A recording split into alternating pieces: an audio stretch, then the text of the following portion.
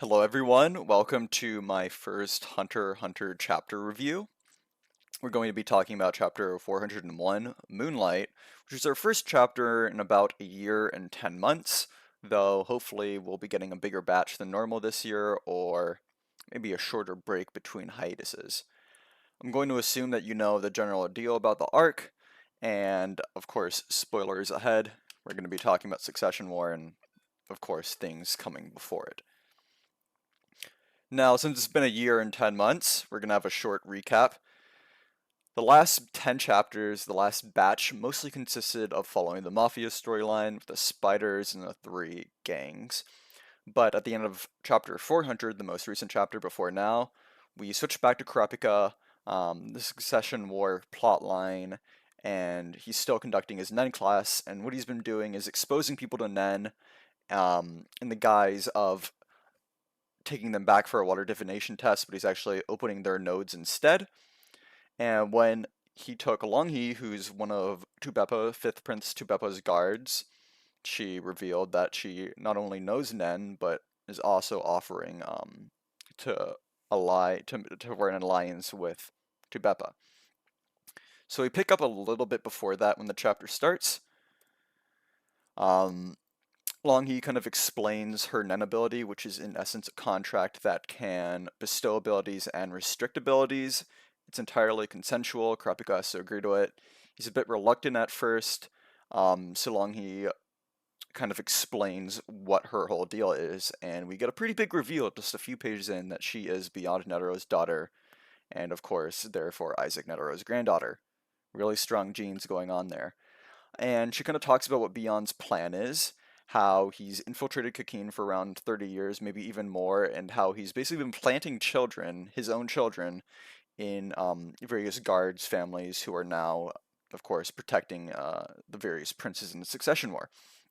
And she reveals in a really, really well-drawn panel, series of panels, that she has been cursed, and the rest of her children have been cursed from birth by their father, who they mostly don't know the existence of. And essentially, what this curse does is when the child dies, this curse will afflict one of the princes. So, a really strong start, and we're kind of seeing that Beyond is not just this kind of musclehead. He's not just waiting around. He's set things in motion decades in advance, and he's perfectly happy using his children as disposable pawns. He just continues talking about his plan, and the big reveal is why she thinks he's influencing Succession War, and that's because one of the princes she believes is Beyond's child. This is a huge reveal, and it's backed up by the claim that the Succession War is between the children of Nasubi's legal wives, not necessarily his own bloodline. We saw this somewhat foreshadowed with Zhang and Anyor, but this confirms that no, it doesn't even have to be the bloodline. And if you go back to the start of the Succession War, you see the exact same dialogue. This has been hinted at maybe 50 chapters in advance. So yes, there's this idea that Beyond has a kid in the Succession War, and he's using his non-royal children as sacrifices to whittle down the other princes. So he's sitting in his cell, but really he's manipulating things from afar, and only Longhi really knows about it, as in one of her siblings, and maybe a couple of other people we don't really know. Um, and it's kind of messed up that Beyond is asking his children, or not even asking, just expecting his children to die and treating them as kind of bombs almost. So Longhi reveals Operation I Hate My Dad, where she just wants to off whoever this child is, and she's willing to work with Kurapika if Kurapika helps her kill this child.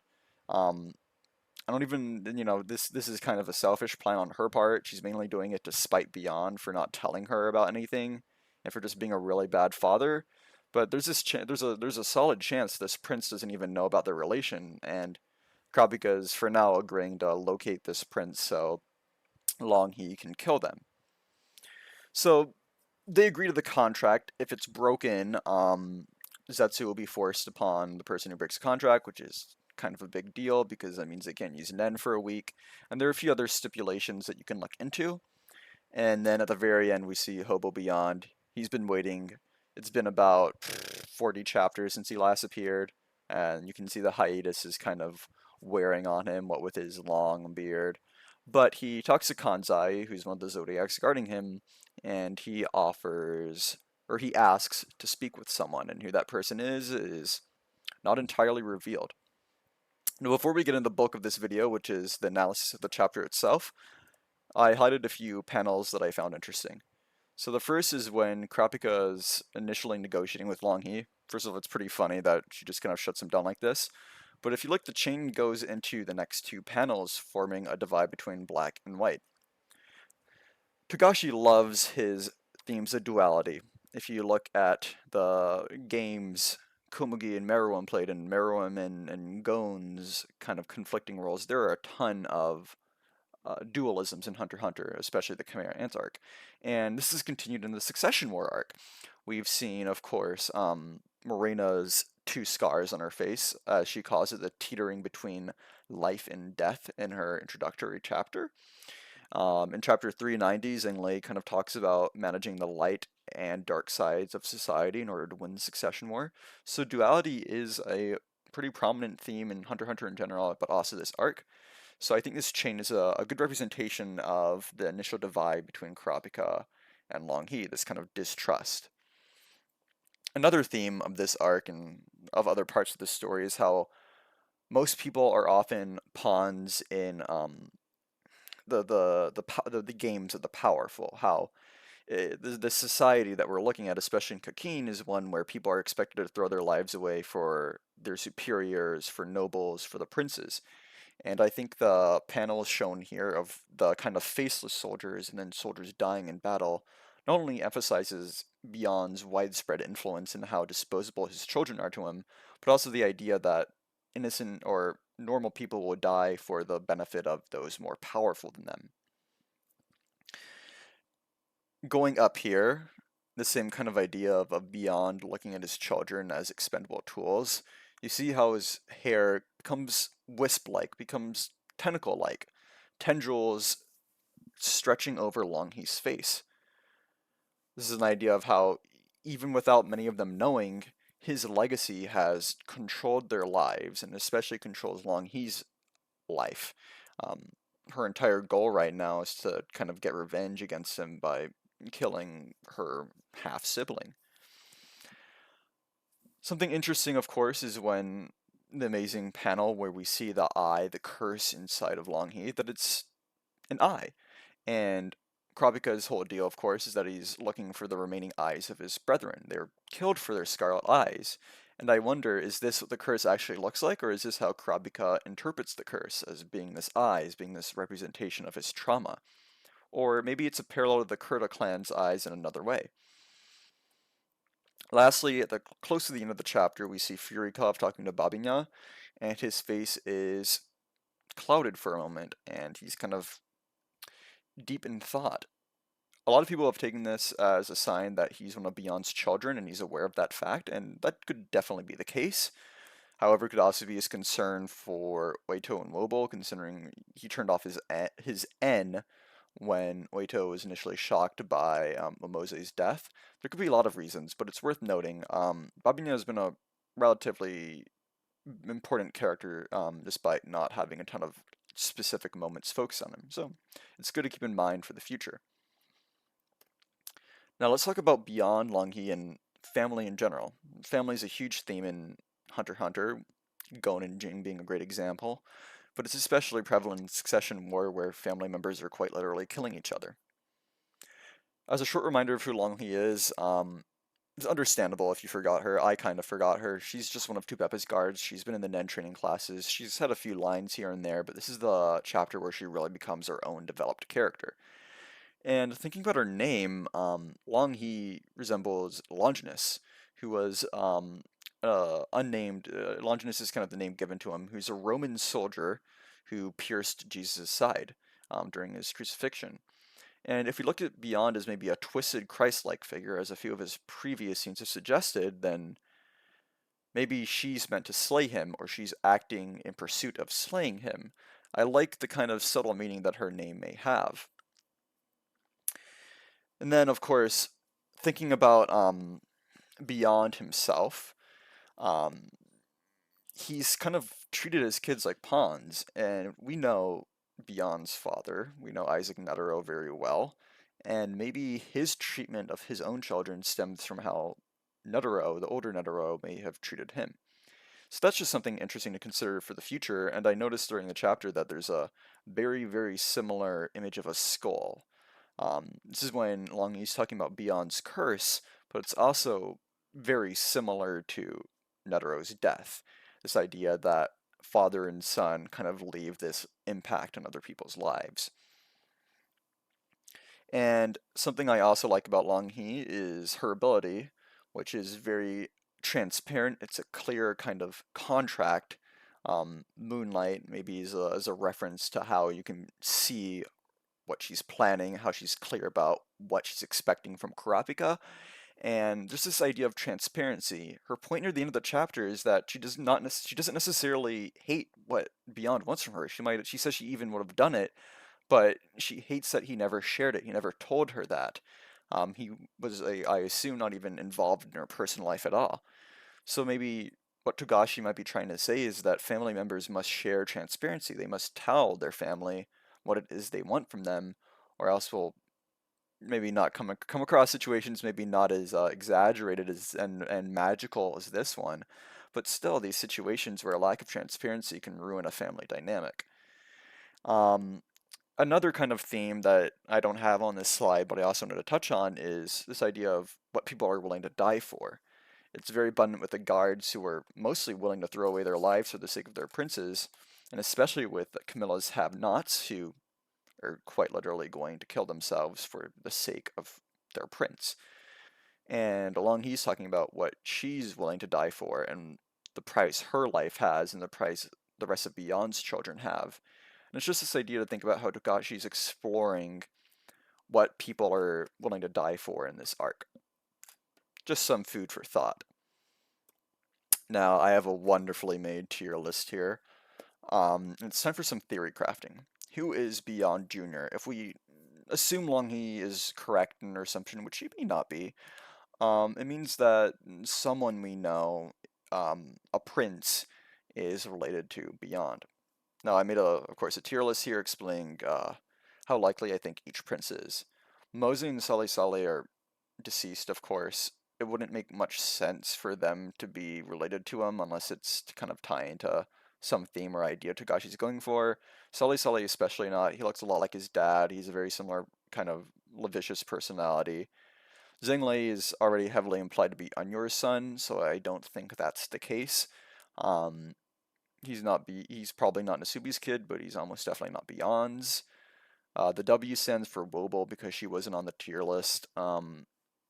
If if if if Oito and Beyond had a thing, and if Oito gave birth to Beyond's kid, she would have said something in this chapter before. Yes, it's true that she could be lying about everything to manipulate Kurapika, but that's not that likely. And that's just kind of, if we assume everyone is lying, then any theory is possible, right? So I don't think it's Wobo either. These characters, I think, are probably not related to Beyond, but I could see it. Benjamin, Longhi mentions that she doesn't suspect him, and I feel like it would be a bit strange for the first son to be related to Beyond, though he does share a very similar kind of muscular body. Tubepa is kind of similar, where Longhi doesn't seem to suspect her. If Longhi did think Tubepa was related to Beyond, she probably would have done something about it already, considering she's assigned to her. So, I mean, Longhi could not know, but I think it's more likely than not that Tubepa is Nasubi's kid. Hulkenberg is more of a kind of vibe thing. It's kind of more of a thematic parallel. It's kind of indicative. It's kind of the reason I don't think Hulkenberg is related to Beyond is because of his dynamic with his father. And of course, adopted children can still have deep dynamics with their parents, but I feel like chapter 382, where Beyond and not Beyond, where Nasubi and Hulkenberg have their conversation is well, it's one of my favorite chapter of the arc so far, but I also think that them being blood related makes that conversation weigh a lot more heavily. Srinac has been going around as a popular pick because he has some resemblance to Netero, and he's of course a Nen prodigy. However, Halkenberg is also an N prodigy, and Benjamin and Camilla are also N prodigies, and three of the four of these characters is related to Nasubi, I assume. Also, he shares quite a few. He shares more similarities to Nasubi, face-wise, than he does Netero or Beyond, and I just think it's too much for his character. He's received a lot of focus already as kind of Kurapika's target, and with his growing powers, I feel like making him Beyond's child on top of that would make things cluttered. And I know Togashi isn't the type of person to pick the most likely candidate in situations like these, though again, it could still happen. Lastly, the twins. The reason I don't think it's the twins is because Fugetsu appears to have been cursed as of the chapter before this one, and I think that's most likely the result of one of Beyond's kids dying. Um, Maybe the assassin that Hanzo killed, maybe Shikaku, the one who Hulkenberg kills, and who Hulkenberg's subordinate kills himself in Shikaku's body. I think it's one of the various dead guards we've seen cursing Fugetsu, and there's no reason to curse Fugetsu if she's Beyond's kid, or there's no reason for Beyond to curse her if she's his kid. And then of course she and Kacho are twins, so that means Kacho by extension is not likely to have been his child. Though, I mean, twins, it could happen. It could be interesting to look at. Now, these are the ones that I think could happen. I have Oito here, and you might be wondering why. Oito is not only standing in for the other queens, but also as her own character. It could be possible that Longhi's slightly mistaken in that one of Beyond's children is one of Nasubi's wives, and therefore maybe Lobos' granddaughter, or another prince's kind of he's the grandfather to them.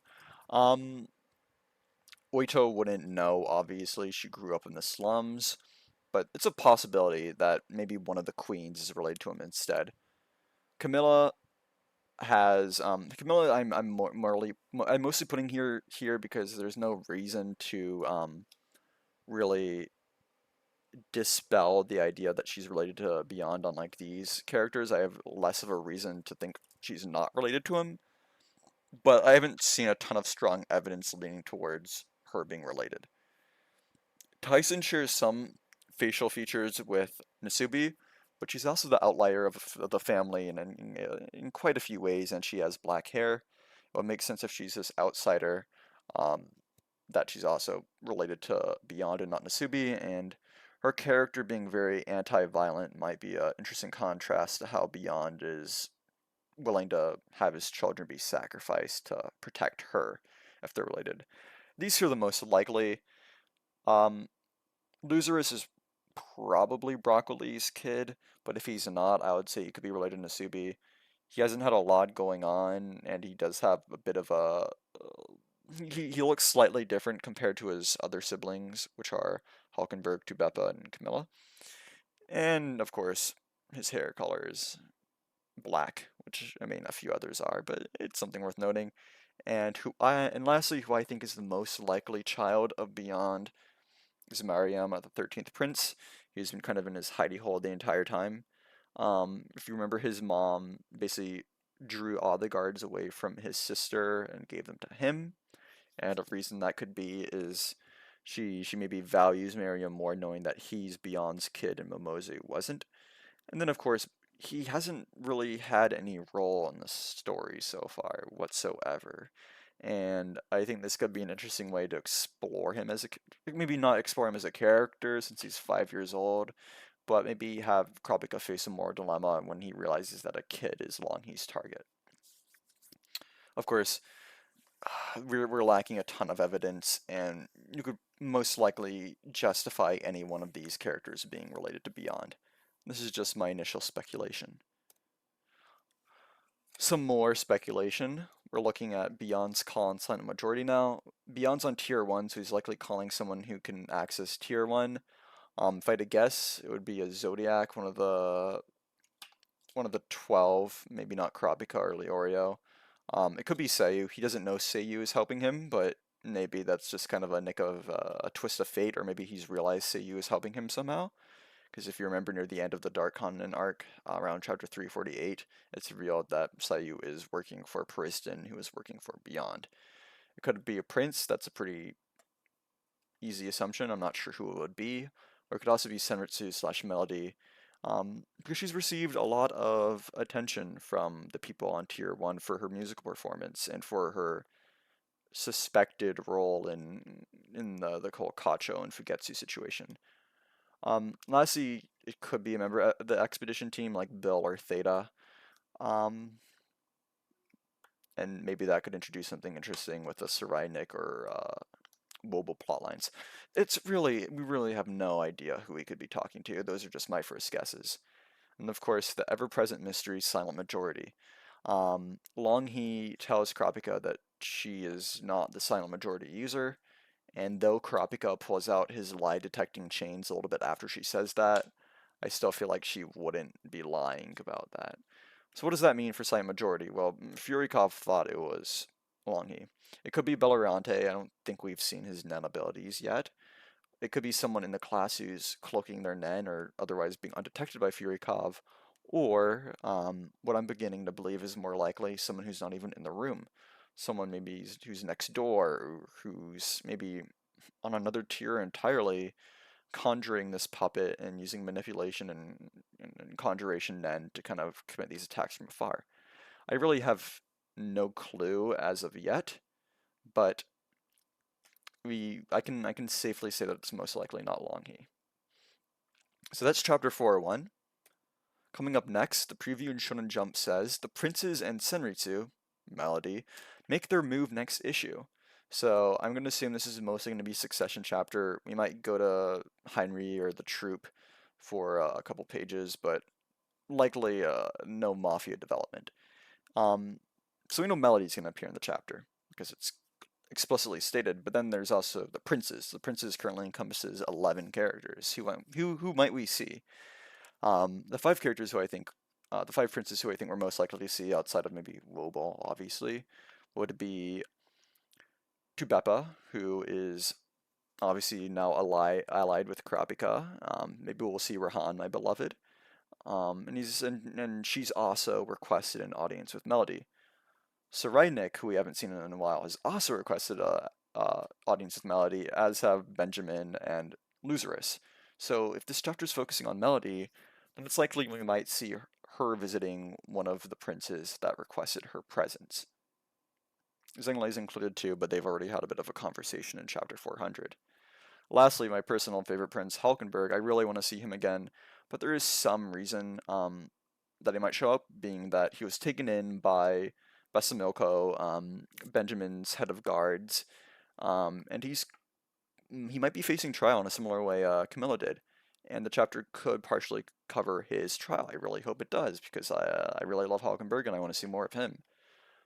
But yes, I apologize for the ad-libbed kind of video here. This is my first time experimenting with this type of PowerPoint anime slash manga review, but I love Hunter x Hunter, and I wanted to share some of my ideas about the themes, about some panels, about the future, about some theory crafting, and then the next chapter, which we'll see on Sunday. I'm really looking forward to it. I love this arc.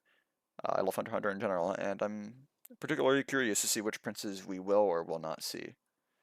So with that, um, thanks to anyone who's watched this far, or watched, yeah, I guess watched this far. Yeah, thanks.